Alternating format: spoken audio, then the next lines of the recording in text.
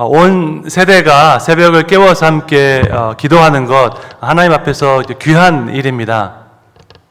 그런데 혹시 어떤 분은 이렇게 생각하실 수도 있습니다. 꼭 특세를 해야 되는가? 새벽에 일찍 일어나면 하루 종일 피곤하잖아요. 어른들이 피곤한 건 그래도 괜찮은데 우리 아이들까지 피곤하게 하는 건 괜찮은가 생각할 수 있습니다. 이에 대해서 제가 답을 드리겠습니다. 여러분, 특세를 하는 것은 성경에서 절기를 지키는 것과 비슷하다고 생각하면 되겠습니다. 하나님께서 구약시대에는 유월절 같은 절기를 지키라고 하셨고, 지금도 우리가 부활절, 성탄절 같은 절기를 지킵니다. 하나님은 왜 절기를 지키라고 하셨을까요? 그것은 인생에서 우선순위를 올바르게 하기 위해서입니다. 모든 사람에게는 인생에 우선순위가 있습니다. 우리가 제일 소중하게 생각하는 것, 제일 중요하게 생각하는 것에 순위가 있습니다. 사람마다 그 순위가 다르겠죠. 어떤 사람은 학벌이 될 수 있고, 어떤 사람은 돈이 제일 중요합니다. 또 어떤 사람은 가족이 제일 중요하다고 말할 수 있겠습니다. 그런데 우리 인생에서 가장 중요한 최우선순위는 하나님이 되어야 하는 줄로 믿습니다. 하나님보다 더 중요한 것이 있어서는 안 됩니다. 왜 그럴까요? 팀 켈러 목사님은 이런 말을 한 적이 있습니다. 내가 만든 신은 반드시 나를 배신한다라고 이야기했습니다. 정말로 멋진 말입니다. 내가 만든 신은 우상을 뜻하죠. 우상을 영어로 counterfeit God이라고 했습니다. counterfeit 하면은 가짜의, 위조한 이란 뜻입니다. 그러니까 우상은 진짜 신이 아니라 가짜 신, 위조한 신이란 뜻이죠. 우상은 스스로 존재하는 것이 아니라 사람들이 만들어냈습니다. 이것은 마치 위조 지폐와 같습니다. 요즘은 프린터가 너무 좋아서 지폐를 복사하면 똑같이 나옵니다. 겉으로 보기엔 똑같지만 여러분 위조 지폐 사용하면 어떻게 될까요? 경찰서에 잡혀갑니다. 그렇게 하지 마십시오. 마찬가지로 우상은 진짜 신이 아니기 때문에 그를 따라가면 배신을 당하게 됩니다. 겉으로 보기에는 나를 행복하게 해줄 것 같지만 우상은 우리를 속이고 배신합니다. 내가 만든 신은 반드시 나를 배신합니다. 돈에 배신당하게 되고 사람에 배신당하게 되고 회사에 배신당하게 되는 것입니다. 하나님이 아닌 다른 것에 충성을 바치면 반드시 배신을 당하게 됩니다. 특세는 우리 인생에서 하나님이 제일 중요하다는 것을 고백하는 훈련입니다. 그러니까 공부보다 하나님이 더 중요합니다. 돈 버는 것보다 하나님이 더 중요합니다. 세상에서 성공하는 것보다 하나님이 더 중요합니다. 이렇게 말하는 건 쉽지요. 이것을 실천하는 것은 어려운 일입니다. 공부와 신앙이 배치될 때 신앙을 선택하는 것, 돈과 하나님이 배치될 때 하나님을 선택하는 것 어려운 일입니다. 그래서 우리에게는 훈련이 필요합니다. 하나님이 우리 인생에서 제일 중요하다는 훈련이 필요하죠. 잠자는 것보다 하나님이 더 중요하다는 훈련이 필요합니다. 이것을 위해서 우리는 특세를 하고 있습니다. 특세 오면 피곤하시죠? 하루 종일 피곤하고 여러분 정말 수고 많으셨습니다. 일주일 내내 피곤하죠. 오늘 마지막 날입니다. 그런데 피곤해도 됩니다. 우리가 피곤하면 안 되는 이유가 있습니까? 아니, 돈 버는 것을 위해서는 피곤해도 되고 하나님을 위해서는 피곤하면 안 됩니까? 1년 내내 특세하는 것도 아니고 1년에 2번, 3번 하는 건데요. 그렇게 해서 인생의 올바른 우선순위를 배울 수 있다면 얼마든지 피곤해도 됩니다. 인생에서 제일 중요한 것은 우선순위를 배우는 것이기 때문입니다. 제가 스위스에서 선교 훈련을 받고 미국 보스턴에서 7년을 살고 아프리카에서 선교사 하면서 정말로 전 세계에서 다양한 사람들을 만나봤습니다. 정말로 탑 클래스의 최고의 학자들, 최고의 사업가도 만나보고요. 정말로 세계에서 가장 가난하고 힘들게 사는 사람들도 만나봤습니다. 제가 정말로 다양한 사람들, 다양한 국적의 사람들을 만나봤는데 크리스찬 중에서 제가 가장 안타깝게 생각하는 부류가 있습니다. 누구인지 아십니까? 적당하게 믿는 사람입니다. 신앙생활 하긴 하는데 아주 적당하게 하는 경우가 있습니다. 사회적으로 성공했고 돈도 많이 법니다. 좋은 대학 나오고 교양도 있고 멋진 분이에요. 그런데 신앙생활도 딱 거기까지 적당하게만 합니다. 주일 예배만 딱 드리고요. 그 이상 참여하지 않습니다. 무리한 봉사하지 않고요. 단기 선교 같은 거 하지 않습니다. 아주 합리적으로 인생을 살아갑니다. 그런 분은 절대로 특세에 나오지 않습니다. 특세에 나오는 것은 너무 무리하는 것이라고 생각하기 때문입니다. 그런 분들에게 하나님의 순위는 아마 4등쯤 될 것입니다. 제일 중요한 것이 건강, 가족, 돈, 그 다음이 하나님쯤 될 것입니다. 이러한 신앙을 가지고 있으면 그 신앙이 자녀에게 전수됩니다. 오늘 특세에 나온 우리 어린이들 중에서 혼자서 버스 타고 온 경우 없습니다. 아이 혼자서 새벽 5시에 버스 타고 올 수 없죠. 반드시 부모님과 함께 와야 합니다. 부모님과 함께 와서요, 내내 자다가 가는 경우도 있죠. 괜찮습니다. 와서 잠만 자다 가더라도 이 자리에 왔다는 사실이 중요합니다. 인생에서 가장 중요한 기도의 시간이 있다는 것을 경험하는 것이 중요합니다. 나중에 언젠가 예수님을 인격적으로 만났을 때 분명히 이 시간을 기억할 것입니다. 아, 맞아. 내가 어렸을 때 엄마랑 같이 특세에 가서 갔다 왔지. 비록 어렸을 때니까 잠만 자고 왔지만 하나님 앞에 나가는 시간이 있었지라고 기억하는 것은 너무나 중요한 일입니다.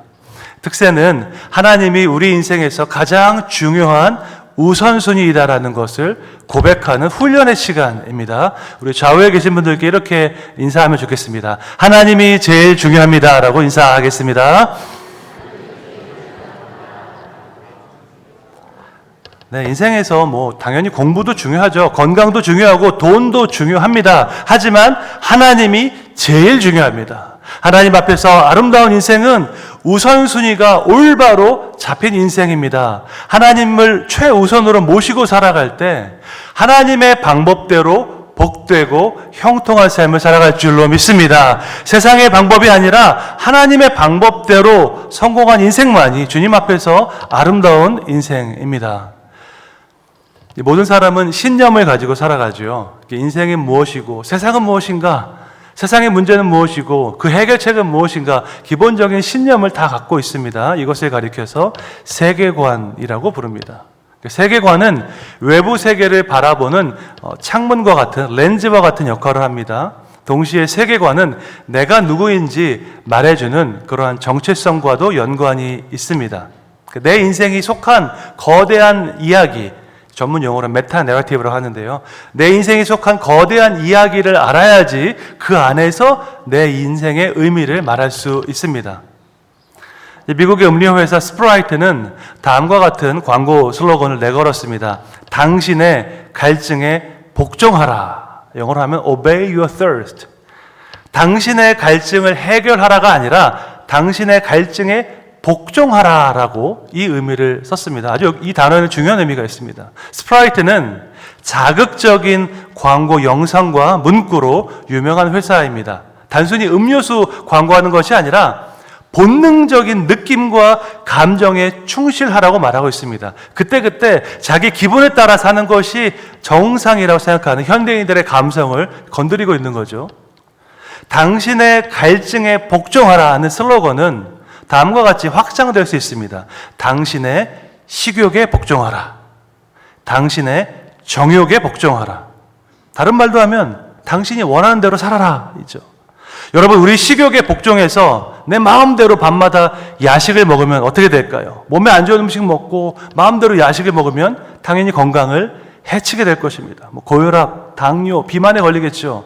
우리의 정욕에 복종해서 결혼한 사람이 내 마음대로 살면 어떻게 될까요? 혼인서약을 어기고 배우자와의 정절을 버리면 어떻게 될까요? 가정이 깨어질 것입니다. 배우자에게 버림받고 자녀들에게 존경받지 못할 것입니다. 그러므로 당신의 갈증에 복종하라는 말은 위험한 발상입니다. 타락한 육체의 욕망에 복종하면 우리의 삶은 망가지기 때문입니다. 신체적으로도 망가지고 관계적으로, 영적으로 망가지게 되는 것입니다. 우리가 복종해야 하는 것은 타락한 육체의 욕망이 아닙니다. 우리가 진정으로 복종해야 할 것은 온전하고 선하신 하나님의 말씀입니다. 무엇이 옳고 그른지 궁극적으로 우리에게 말씀해 주시는 분은 하나님이시기 때문입니다. 순간적인 쾌락을 따라가는 인생에는 특징이 하나 있습니다. 그러한 인생에는 일관성이 없습니다. 제가 오늘 설교 제목을 약간 도발적으로 했는데 일관성 없는 인생. 왜 그럴까요? 정답은 내 기분 따라, 내 마음 따라 살아가기 때문에 그러한 인생에는 일관성이 없습니다.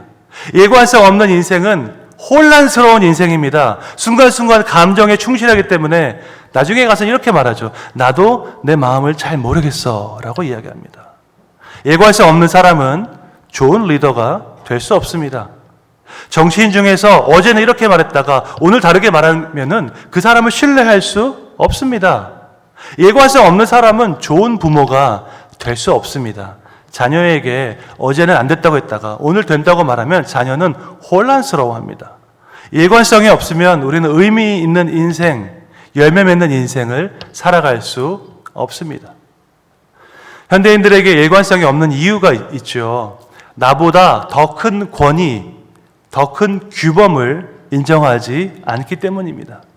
내 인생이 속한 거대한 이야기를 상실했기 때문입니다. 그때그때 감정을 따라 살아가면 우리는 변덕스러운 인생을 살아가게 됩니다. 함께 읽은 본문 말씀은 바울이 고린도 교회에 쓴 편지입니다. 고린도 교회는 놀라운 지식과 영적인 은사를 가진 교회였습니다. 그런데 그 안에 많은 갈등과 분쟁이 있었습니다. 그리스 철학의 영향을 받아서 세상의 방식으로 신앙의 문제를 다루기도 했습니다. 고린도전서 3장 18절 말씀 우리 함께 읽겠습니다.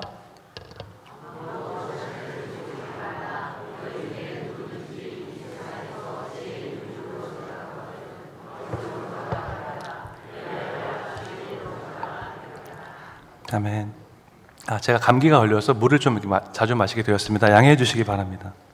바울은 아무도 자신을 속이지 말라라고 이야기합니다. 자신을 속이는 것은 무엇일까요? 내가 생각하는 나와 실제 내 모습이 다른 것입니다. 나는 내가 지혜롭다고 생각하는데 실제 내 모습은 그렇지 않은 것입니다. 지금도 얼마든지 이런 경우가 있습니다. 나는 내가 똑똑하다고 생각하는데 다른 사람은 그렇게 생각하지 않습니다. 나는 내가 친절하다고 생각하는데 다른 사람은 그렇게 생각하지 않습니다. 그럼 이 경우에 누구의 말이 맞는 것일까요? 내 말이 맞는 것일까요? 다른 사람의 말이 맞는 것일까요? 어려운 질문입니다. 자기 자신을 객관적으로 보는 것은 어려운 일입니다. 고린도 교회 성도들은 자신에 대해서 과장된 생각을 가지고 있었습니다. 실제 모습보다 더 지혜롭고 더 훌륭하다고 생각했습니다. 바울이 지금 이 모습을 지적하고 있습니다.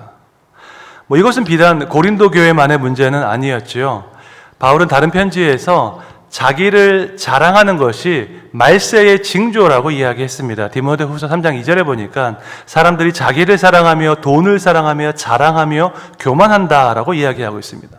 자기를 사랑하고 돈을 사랑하는 것, 자기를 자랑하고 교만한 것이 말세의 징조입니다. 정확하게 지금 우리가 살고 있는 현대사회의 모습을 보여주고 있습니다. 근데 자기를 사랑하는 것보다 더 큰 문제가 있죠. 이것이 얼마나 심각한지조차 모른다 하는 것이죠. 현대사회는 엄청난 자기애의 시대입니다.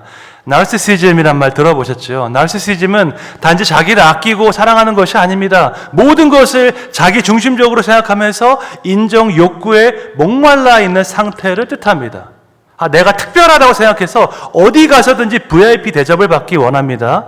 동시에 다른 사람에 대해서는 우월의식이 있어서 거만한 태도를 보입니다. 다른 사람을 경멸하고 무시하는 태도를 보이기 때문에 일상생활에 문제가 있죠. 그래서 나르시시즘에 걸렸다라고 이야기합니다. 자기애가 나타나는 두 가지 채널이 있는데 과시와 허영입니다. 그러니까 여러 가지 방법으로 내가 얼마나 대단한지 이제 과시하는 거죠. 그것이 돈일 수도 있고 학벌일 수도 있고 아니면 종교적인 열심일 수도 있습니다. 내가 얼마나 대단한 사람인지 과시하고 과장합니다. 예전에는 그렇게 하면 주변에서 뭐라고 했습니다.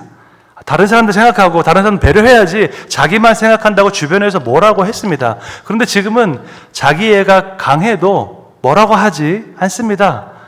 그런 사람이 하도 많아서 그냥 그러려니 하고 넘어갑니다. 오히려 자기애와 자존감을 헷갈리는 경우도 있습니다. 그러니까 자기애가 강한 사람을 보고 자존감이 높다라고 말하는 경우도 있습니다. 그런데 여러분, 자기애와 자존감은 완전히 다른 개념입니다. 자존감은 내가 얼마나 귀하고 소중한지 아는 사람입니다. 다른 사람이 나를 인정하지 않아도 나는 하나님 앞에서 가치 있다는 것을 아는 것이 자존감이 있는 사람이지요. 여러분, 우리가 모차르트를 무시한다고 해서 모차르트의 가치가 달라지지 않습니다. 반면에 자기애가 강한 사람은 다른 사람의 시선을 지나치게 의식하는 사람입니다.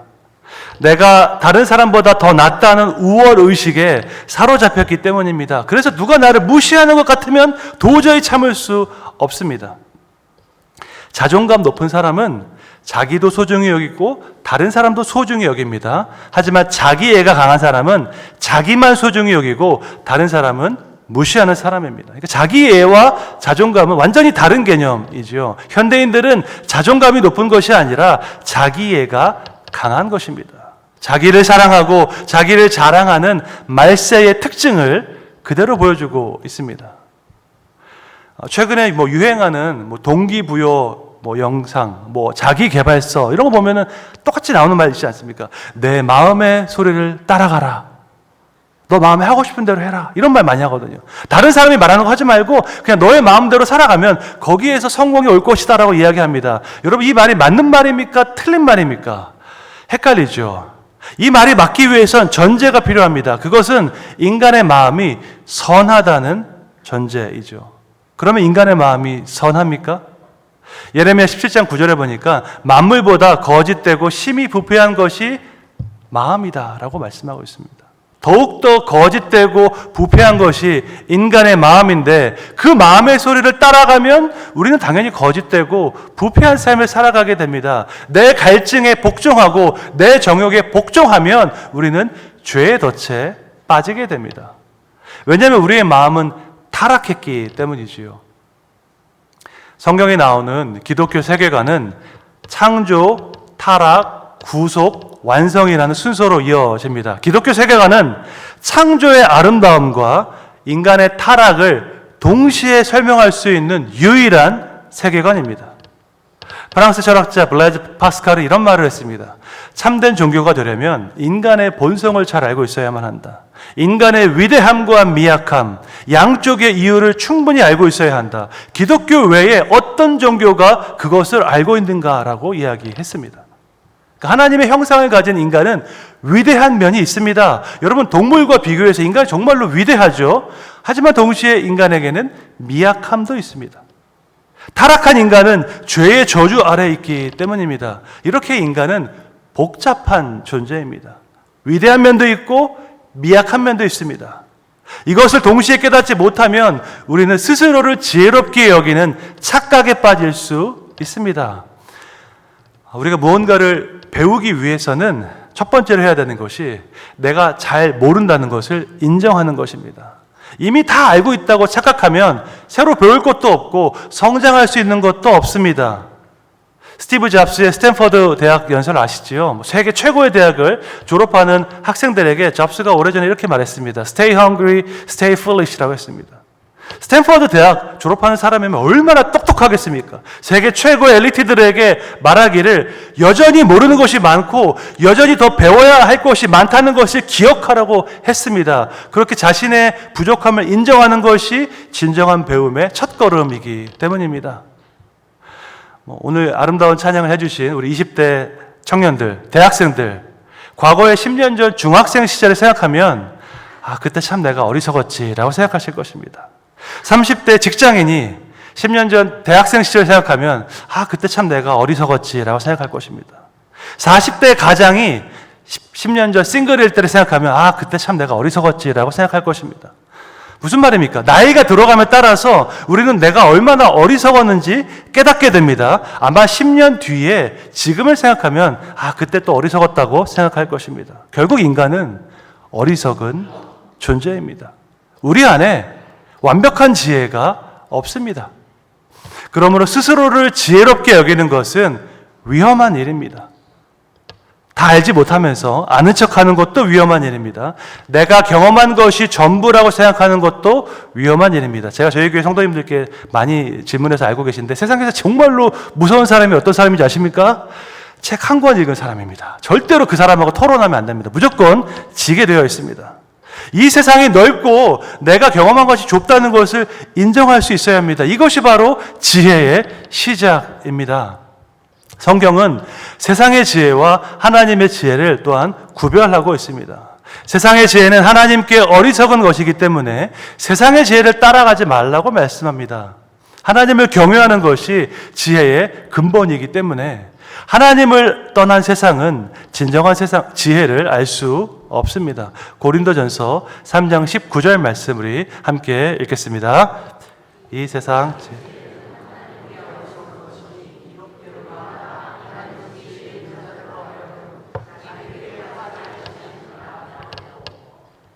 이 세상 사람들이 자랑하는 지혜가 있습니다. 고대 그리스 사람들은 자기 스승을 자랑했습니다. 소피스트라고 불리는 현명하고 지혜로운 스승을 자랑했습니다. 나는 소크라테스 제자이다. 나는 플라톤의 제자이다라고 자랑했습니다. 지금도 똑같죠. 우리는 학벌을 자랑하기 때문입니다. 내가 나온 대학을 자랑스럽게 생각하겠죠. 나는 K대학을 나왔다. 나는 S대학을 나왔다라고 말을 할 것입니다. 저희 아버지께서 S대학교를 나오셨습니다. 예전에 아버지께서 어떤 대학교가 명문학교인지 말씀해 주셨는데 아주 인상적이었기 때문에 지금까지 기억하고 있습니다. 자기가 나온 학교의 이름 덕을 보려는 사람이 많을수록 그 학교는 명문이 아니다라고 하셨습니다. 무슨 말입니까?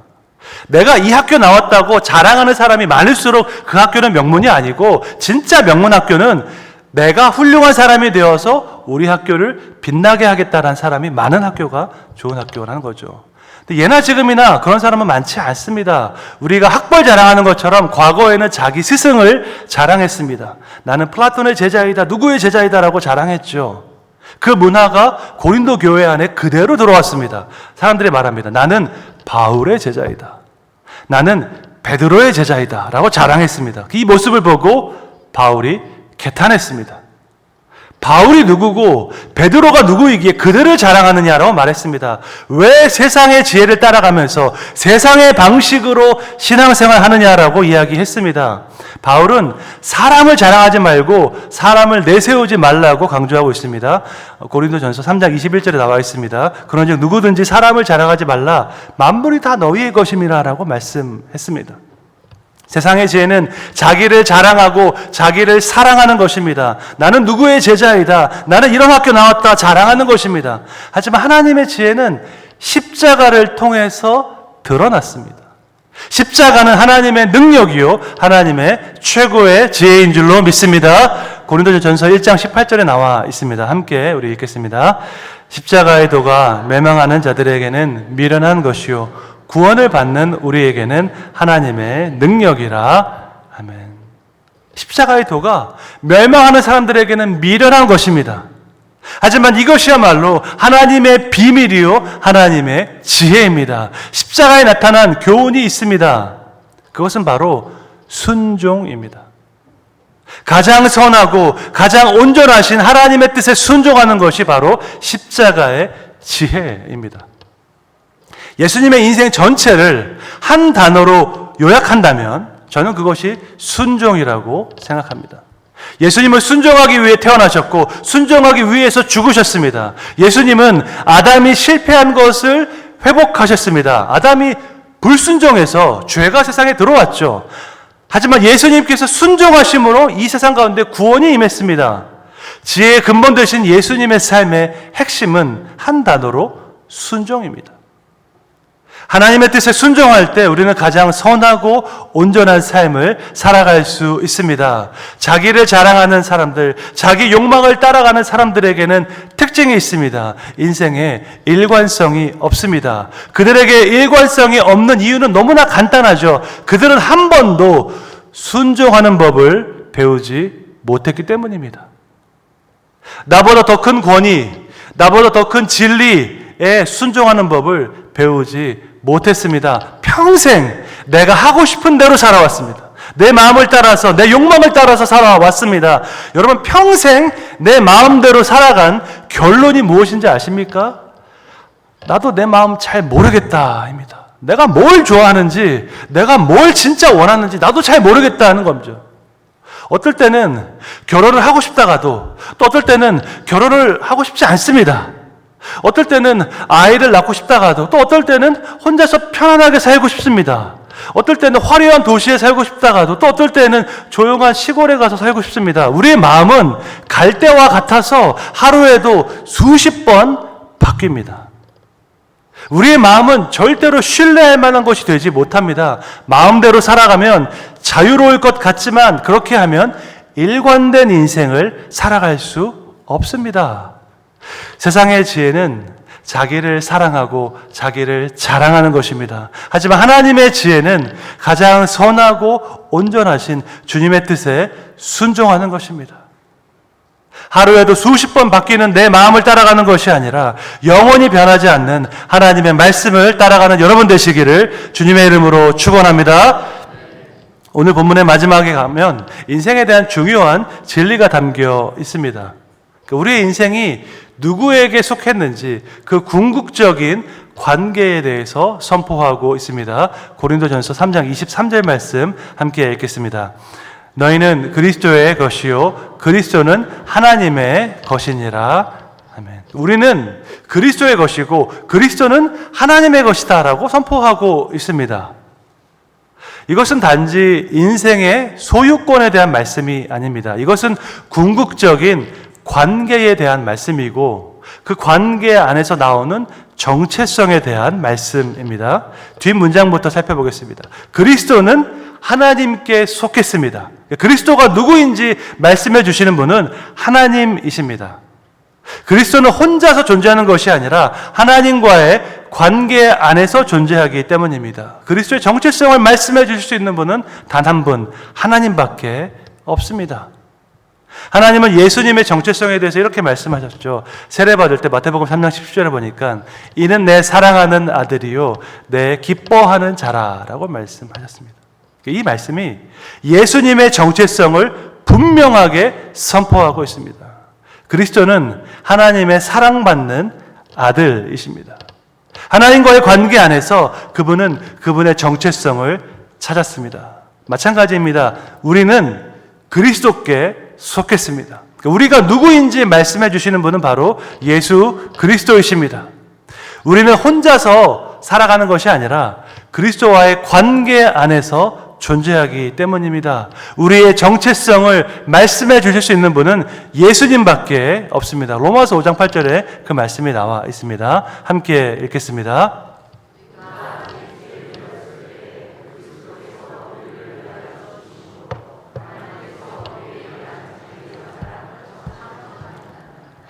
아멘. 이 말씀은 우리의 정체성을 분명하게 선포하고 있습니다. 우리는 하나님의 사랑을 받는 자입니다. 그리스도께서 우리를 위해 죽으실 만큼 우리 인생을 가치 있게 여기셨습니다. 그리스도의 사랑 안에서 우리는 우리의 정체성을 찾을 수 있습니다. 내가 누구인지 혼자서는 이해할 수 없습니다. 내가 왜 태어났는지 혼자서 이해할 수 없습니다. 궁극적인 본질은 관계 안에 있기 때문에 또 그 관계의 핵심은 사랑에 있기 때문입니다. 현대사회는 극단적인 이기주의 사회, 개인주의 사회입니다. 그러니까 어느 누구도 나의 정체성 문제를 해결해 주지 못합니다. 내가 누구인지, 왜 내 인생이 중요한지 이 문제를 스스로 풀어가야 합니다. 하나님 없이 사는 인생은 내 가치를 스스로 존재하려는 것과 같습니다. 젊었을 때에는 내가 얼마나 똑똑하고 유능한지 증명하려고 합니다. 결혼을 하면 내가 얼마나 훌륭한 아내, 남편이고 얼마나 훌륭한 아버지인지 증명하기 위해 살아갑니다. 나이가 들어서는 내가 얼마나 지혜로운지, 내가 얼마나 성공적인 커리어를 쌓았는지 증명하면서 살아갑니다. 이것은 마치 법정에서 무언가를 증명하려는 사람과 똑같습니다.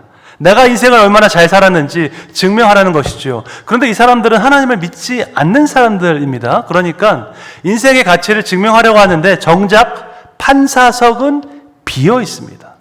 그러니까 아무도 나를 판단하지 않는데 우리는 끊임없이 무언가를 증명하기 위해서 살아갑니다. 놀라운 성공을 이루면은 대단한 사람이 될 것 같은데 막상 그런 순간이 되면요, 내가 정말로 인생을 잘 살았는가 회의가 찾아올 때가 있습니다. 제가 책에서 보고 이런 말씀 드리는 거 아니고요, 실제로 엄청난 수준, 세계적인 수준의 성공을 거둔 사람들을 만나보고서 드리는 말씀입니다. 미국 최고의 대학에서 최고로 인정받는 대학자가 되었음에도 불구하고 정말로 작은 문제 앞에서 의심이 생깁니다. 내가 정말로 인생을 잘 살았는가? 누가 이것을 말해줄 수 있는가 하는 의심이 생깁니다. 엄청난 부와 명예, 커리어를 가졌음에도 불구하고 혹시 내가 가진 것을 다 잃어버리지 않을까 두려워하게 됩니다. 연예인들은 인기를 잃지 않을까 두려워합니다. 세계 기록을 가진 선수는 내 기록이 깨지지 않을까 두려워할 것입니다. 많은 사람에게 존경을 받는 사람은 내가 금방 잊혀지지 않을까 두려워할 수 있습니다. 그러면 누가 내가 인생을 잘 살았는지 아닌지 평가할 수 있습니까? 여러분의 가족이 평가할 수 있습니까? 회사가 평가할 수 있습니까? 누가 평가할 수 있습니까? 하나님을 믿지 않는 사람들은 이에 대한 답이 없습니다. 그래서 머지않아 절망적인 상황에 마주할 것입니다. 그것은 바로 나도 잘 모르겠다라고 말하는 순간입니다. 내가 인생을 잘 살았는지 나도 잘 모르겠는 거죠. 내 마음을 따라서 내가 하고 싶은 대로 살아왔습니다. 세상이 규정한 성공이 아니라 내가 꿈꿔왔던 성공을 이루며 살았습니다. 남부러워할 만한 그러한 성공을 이루었고 부도 이루었습니다. 그런데 내가 정말 인생을 잘 살았는지 돌아보면 솔직히 잘 모르겠습니다. 이것이 인생에서 가장 절망스러운 상황입니다. 진화론자들은 인격적인 절대자를 믿지 않습니다. 그들은 눈에 보이는 물질만 믿습니다. 그렇기 때문에 진화론자들은 궁극적인 실체가 물질이라고 주장합니다. 반면에 창조론자들은 세상을 창조한 인격적인 존재를 믿습니다. 인격적인 절대자가 분명한 목적을 가지고 세상을 디자인했습니다. 그러므로 우리는 궁극적인 본질이 물질이 아니라 인격이라고 믿습니다. 물질을 믿는 사람과 인격을 믿는 사람은 완전히 다른 세계관을 가지고 있습니다. 다른 세계관을 가지고 있으니까 서로 다른 신념 체계와 가치 체계를 가지게 되는 거죠. 현대인들은 내가 누구인지 말해주는 이야기가 없다고 생각합니다. 현대사회는 메타 내러티브를 다 잃어버렸습니다. 믿지 않는 친구에게 물어보세요. 너 왜 태어났니? 우연히 태어났죠. 궁극적인 목적이 없죠. 의미가 없죠. 궁극적인 목적이 없으니까 결국에는 허무주의에 빠지게 되고, 인생의 의미를 말할 수 없으니까 결국에는 욜로족 같은 것이 등장했습니다. You only live once. 인생은 한 번뿐이다 라고 말하면서 하고 싶은 거 다 즐기라고 이야기합니다. 이것은 하나님에 대한 순종이 아니라 스스로 왕이 되는 인생입니다. 인격적인 창조주를 예배하는 것이 아니라 자기 자신을 예배하는 그런 인생인 것이죠. 요한계시록에 보면 여러분 크게 봤을 때 두 종류의 인물이 등장합니다. 요한계시록 전체를 보면 하나님 앞에서 왕관을 벗은 사람들이 있고 왕관을 벗지 않은 사람들이 있습니다. 전국에 있는 24장로는 왕관을 벗고 하나님을 경배합니다. 보좌에 앉으신 하나님께 영광과 존귀와 권능이 있다라고 찬양합니다. 반면에 사탄과 그를 따르는 자들은 왕관을 쓰고 있습니다. 큰 용의 모습으로 나타난 사탄은 왕관을 쓰고 있으며 마지막까지 하나님을 대적하고 있습니다. 세상의 마지막 날에 남는 것은 이 두 가지입니다. 왕관을 벗고 하나님께 예배하는 사람과 끝까지 왕관을 쓰고 하나님을 대적하는 사람들이 남아 있습니다. 끝까지 하나님을 대적하는 그 사람들의 심리에 대해서 영국의 작가 존 밀턴이 이렇게 말했습니다. 천국에서 섬기는 것보다 지옥에서 다스리는 것이 더 낫다라고 말합니다. 완벽한 기쁨과 행복이 있는 천국에서 하나님을 섬기는 것보다 최악의 장소로 가더라도 내 마음대로 사는 것이 더 낫다라고 말을 합니다. 이것이 바로 마지막까지 하나님을 대적하는 사탄의 마음입니다. 스스로 왕이 되어서 마지막까지 내 마음대로 살겠다는 사람들의 마음입니다. 영국의 기독교 사상가 C.S. 루이스는 천국과 지옥의 이혼이라는 책에서 이렇게 말을 했습니다. 세상에는 딱 두 종류의 사람밖에 없어. 하나님께 당신의 뜻이 이루어지이다 라고 말하는 사람들과 하나님의 입에서 끝내 그래 너의 뜻대로 되게 해주마 라고 말을 듣고야 하는 사람들, 지옥에 있는 사람들은 전부 자기가 선택해서 거기 있게 된 걸세 라고 이야기를 했습니다. 세상에는 두 종류의 사람들이 있는 거죠. 하나님을 향해서 당신의 뜻이 이루어지이다 라고 말하는 사람들과, 그런가 하면 마지막 날에 하나님께서 그래 너의 뜻대로 되게 해주마 라고 말하는 사람들이 있습니다. 여러분 어떠한 삶을 살아가기 원하십니까? 하루에도 수십 번씩 바뀌는 여러분의 뜻대로 살아가기 원하십니까? 아니면 영원부터 영원까지 변하지 않는 하나님의 진리의 말씀대로 살아가기를 원하십니까? 항상 북쪽을 가리키는 나침반이 없으면 아무리 지도가 많이 있어도 소용이 없습니다. 내가 지금 어디에 있는지 모르는데 아무리 지도를 봐도 소용이 없습니다. 4차 산업혁명 시대에 우리는 수많은 정보를 가지고 있습니다. 그런데 그 정보가 우리 인생의 방향을 결정할 수 없습니다. 오히려 너무 많은 정보가 있으면요, 우리를 헷갈리게 만들 뿐입니다. 우리에게 정말로 필요한 것은 정보가 아니라 나침반입니다. 언제 어디서나 동일한 방향을 가리키는 나침반이 있어야 합니다. 우리 인생의 나침반은 영원히 변하지 않는 하나님의 말씀인 줄로 믿습니다. 세상을 이해하는 가장 온전한 이야기는 여러분 성경입니다. 창조의 아름다움과 인간의 타락과 하나님의 구원은 온 세상을 이해하는 가장 온전한 이야기입니다. 우리는 이 거대한 하나님 나라의 이야기 안에서 한 부분을 맡고 있을 뿐입니다. 우리 인생 너무나 짧기 때문에 내 인생을 중심으로 세상을 보면 이해되지 않는 게 너무너무 많거든요. 사실이 아닌 것을 중심에 놓고 세상을 보기 때문에 이해가 되지 않습니다. 이 세상의 중심에는 내가 있는 것이 아니라 하나님의 영원하신 뜻이 있습니다. 그 거대한 이야기 안에서 우리의 정체성을 찾고 인생의 의미를 찾아야 할 줄로 믿습니다. 우리의 작은 순종, 짧은 인생 가운데 우리의 기도와 순종을 통해서 영원한 하나님의 나라를 이루어 가시는 그 주님의 놀라운 역사를 경험하는 여러분 되시기를 주님의 이름으로 축원합니다. 함께 기도하시겠습니다. 자비로우신 하나님, 창세전에 우리를 사랑하시고 택하시고 또 가장 선한 뜻을 따라 우리의 인생을 인도하여 주시니 감사드립니다.